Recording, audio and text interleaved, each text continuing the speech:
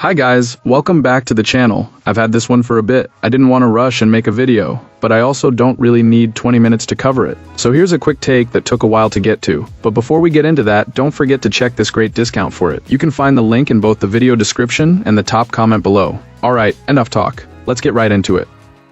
So, this electric bike has become my daily ride for the past couple weeks, and I'm honestly having a blast, even with the rough edges you might expect from a budget model.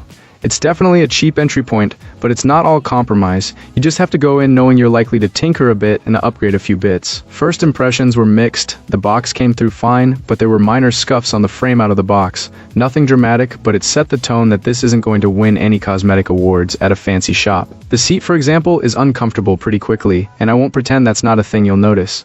Brakes are adequate for parking lot speeds, but they're not confidence-inspiring on downhill or quick sprints. They started squealing after a few miles, and I've already started thinking about an upgrade there. The fenders are mostly cosmetic at best, with the rear one stubbornly not staying in place, and the front one feeling a bit flimsy, and there's no built-in digital display or speedometer, so I end up using a spare phone for mileage and battery awareness. Assembly was straightforward, and it rides true enough after a little factory tweaking. The water bottle holder is a small touch that actually works, and the included toolkit, while not premium, is usable.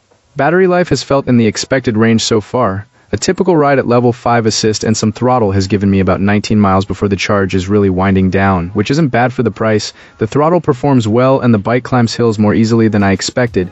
Definitely a plus for city riding and short on ramps. Where this electric bike shines is how it makes urban cruising feel effortless on a budget. It's not a featherweight race bike, and you'll notice the extra heft, but the motor kicks in smoothly and the ride remains enjoyable. I've added a Bluetooth speaker and a couple of mounts using motorcycle clamps to keep essentials within reach, which has made the time on the saddle even more enjoyable. Update-wise, I've learned that hardware checks are essential. The front axle loosened up on its own during a ride, and the headset shifted, so I'm routinely checking bolts now. The rear brake squeal persists, and I'll upgrade that soon. Battery life remains roughly as expected, around the 19-mile mark on many trips. I'm still loving this bike, and I'll keep riding and adjusting as needed.